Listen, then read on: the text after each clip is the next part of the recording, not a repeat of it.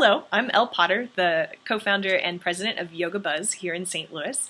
And one of our missions as an organization is to take the yoga practice out of the studio and out into the world and share it with underserved populations, making it accessible as a tool for healing. So one of the things that we're doing is talking to some of the incredible people across the country who are doing some fantastic work. And so I have my friend Michelle Weldon here from Colorado, who is going to talk with me. So hello. Hey, Elle.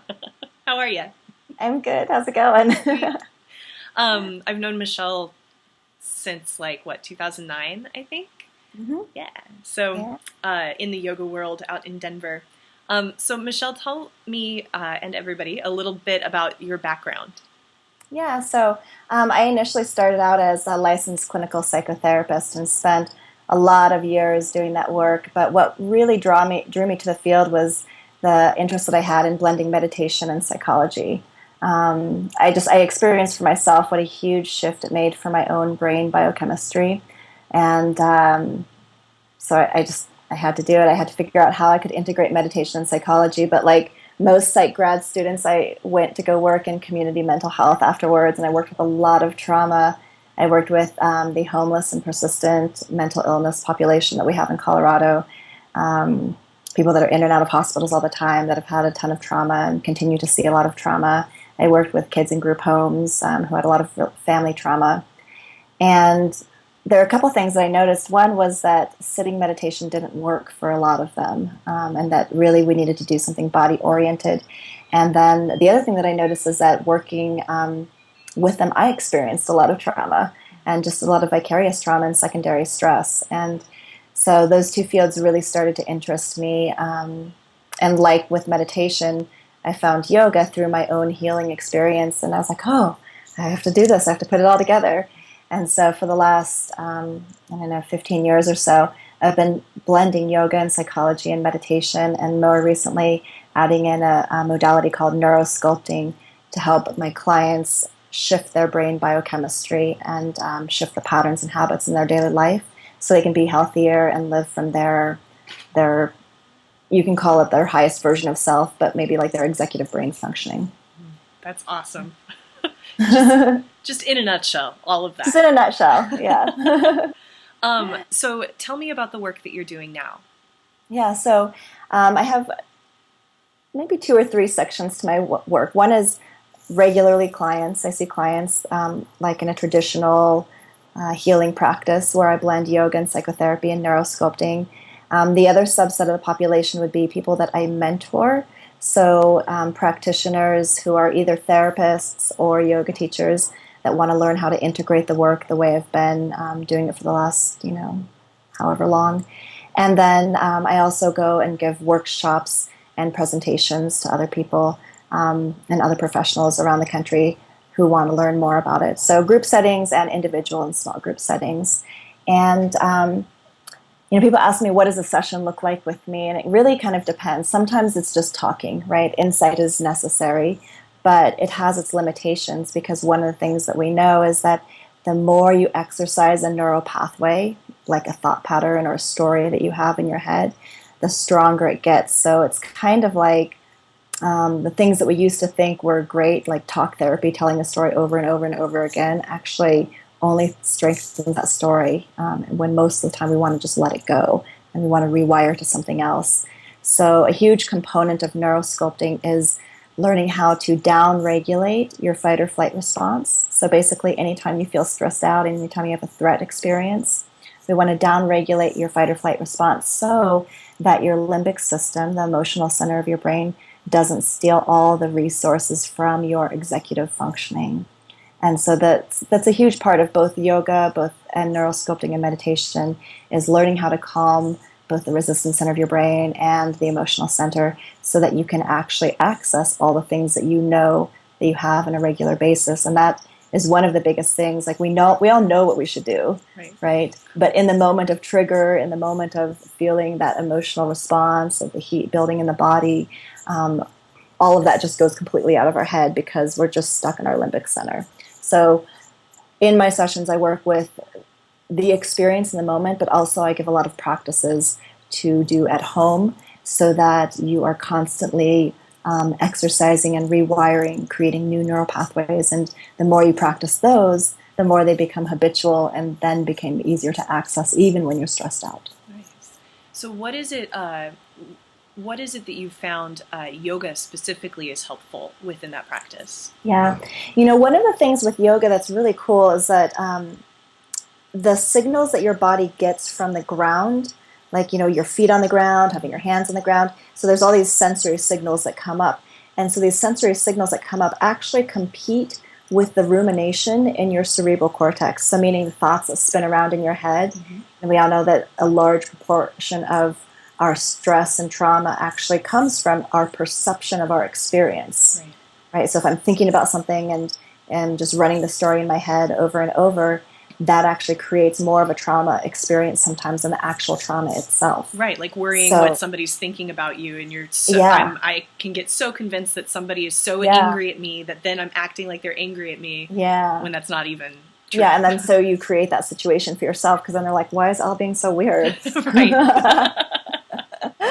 Totally. So one of the reasons why yoga is so powerful is because these signals that your body gets, the somatic signals, actually compete with the rumination in your cerebral cortex. So it's what's called a bottom-up approach as opposed to a top-down approach. Okay. And so it's really hard to heal trauma from a top-down approach because your head and your brain and your biochemistry is kind of what's a little bit haywire. Sure. Right? So it's like a backdoor approach in a way. Interesting. So that's one of the reasons why yoga is so powerful. You also are constantly working on focusing on the breath, and the breath is like an anchor. That's something that's always there for you. So regardless of whether you're in line at the bank or sitting in your car or in a yoga studio, your breath is always with you. Right. And so every time you practice bringing your attention back to your breath, back to the physical sensations that you're experiencing, not only are you wiring away from something, like wiring away from a thought, but you're also wiring towards something in the here and now, in the present moment. Even just you mentioning the breath just now, I was like involuntarily took a deep breath. It's like I'm so trained at this point through yoga to be like, when you connect with your breath, I'm like, oh, connect with my breath. Yeah, right. And so the yoga practice itself makes it habitual. Mm-hmm. And when it's habitual, then you still have access to it even when you're stressed out. Awesome. Yeah. That's so great. So what are, do you have any advice for yoga teachers who are interested in working with populations that have experienced trauma? Yeah, I think making sure that you have your own practice is really important is the first piece. Yeah. Because how grounded you are and how centered you are in the midst of trauma and even around people who have experienced a lot of trauma is the key to holding the container for the experience, because you want to be able to create a safe container for people. Yeah. I think that's my number one recommendation. And then, of course, number two is to know your resources, meaning have a therapist that you can refer to, and also have a mentor, have somebody that is actually training you specifically on, what to do if you're going to do individual work, because that's kind of it's a deeper piece than just doing kind of a group class. Yeah. But, because you never know what can start to unfold and what kind of things can be brought up. So I think it's important just to have solid training and have a solid mentor that you can connect with.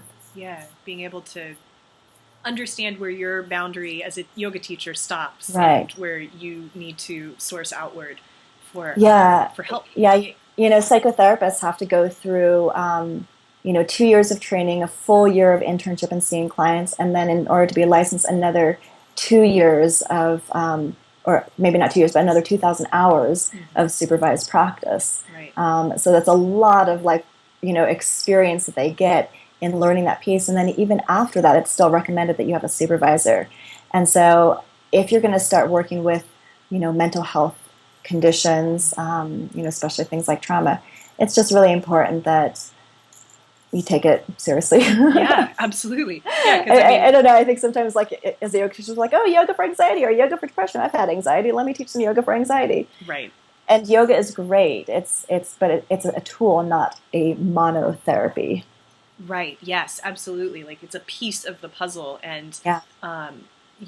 I think that there have been times for me personally using yoga that I've gotten frustrated that yoga doesn't fix all of my issues because and even still completely knowing that that's not possible with yoga, there's times it's just like, man, I wish this downward dog would just fix everything. I thought this was supposed to work. Maybe I'm doing it wrong.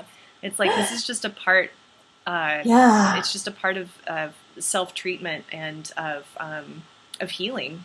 And Yeah. it works It's for some, amazing. it doesn't work for others, and Right. there's different styles that speak differently to different people.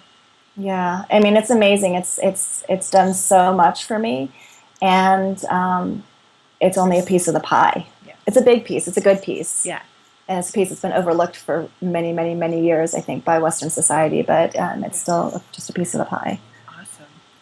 Do you Yeah. have any advice for social workers or mental health professionals who are interested in integrating yoga into their practice as Yeah. their professional practice? Yeah, there's two schools of thought. Like one, you could actually not go through a yoga teacher training and still take a lot of the trauma sensitive yoga courses and understand how to integrate the breath work, how to integrate simple movement. But in terms of liability and billing, I wouldn't teach actual poses Sure. unless you're certified and then you have a yoga insurance. Because the other thing that happens is with people with trauma, they have a lot of somatic stuff happening inside of their body, and so something that you think might be a really accessible pose might not be accessible for them, and they might end up throwing their back out, or they might end up pulling a muscle, and then there's liability, and that's stressful. So Yeah. so if you want to do actual poses and stuff like that and actual sequences in session, then I would recommend going through a full teacher training so that you can have that liability insurance as well, and also just so you can have the understanding of anatomy. But if you want to just work with the nervous system with breath work and grounding and stuff like that, then there's plenty of workshops that you can take around that. Absolutely. Well, and it's also if a professional is interested in integrating yoga into their practice, a teacher training is really important so that they fully develop their own practice, their own yoga practice. And that's the biggest piece too, actually, I think, is the embodiment piece. If you want to know it, you need to be doing it enough. If you want to teach it to people, you need to be doing it enough to embody it within your own self. Right. Yeah. Thank you so much for chatting. You blew my mind at least half a dozen times through that conversation. You're so I was bright. like, there's so much more that I want to talk about. Oh wait, but that's not within 10 minutes. Right, I know. Just a nugget. Yeah. Well, I think the work that you're doing is really incredible, and it's been a long time since we saw each other in person, but it's amazing to see what you're working on and how it's grown and come together. Yay! Thanks, Elle. Yay.